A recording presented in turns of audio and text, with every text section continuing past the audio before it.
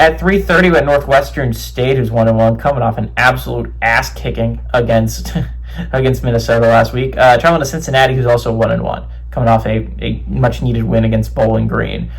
Cincinnati favored by 43.5 points on ESPN Plus. Brendan Sorsby added some stats. That was a lackluster week 1 against Nebraska. He kind of went off in his second game with 30 of 49, threw for 402 yards, 3 touchdowns, 1 interception. Also leads his team on the ground with 20 carries for 136 yards and 3 touchdowns. Joe Royer had 5 catches for 115 yards.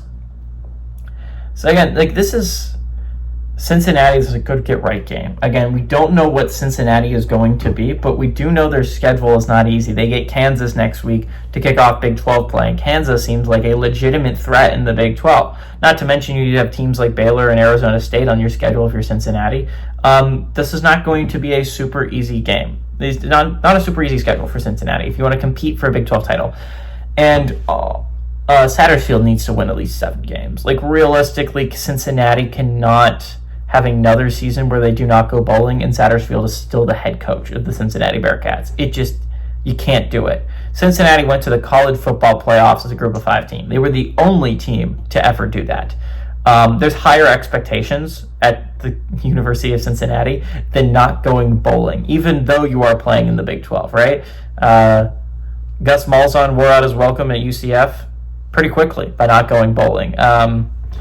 Cincinnati needs to get right offensively. You need to have an electric offense in the Big 12 because Big 12 teams have electric offenses. If you're talking about the best teams in the Big 12, maybe not Iowa State has this electric offense, but Texas Tech certainly does. Utah certainly does. Baylor, come on, man. Arizona State.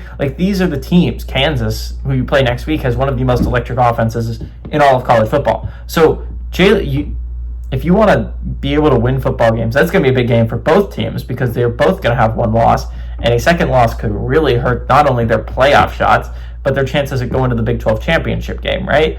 So, big game next week. This is a good get-right game for Cincinnati. I think they do. Brendan Sorsby is not a bad quarterback. He has shown during his time at Cincinnati that he's actually pretty good. I think Nebraska's defense was just really, really good. They've shown that they don't allow many passing yards. They've been one of the better passing defenses in all of college football.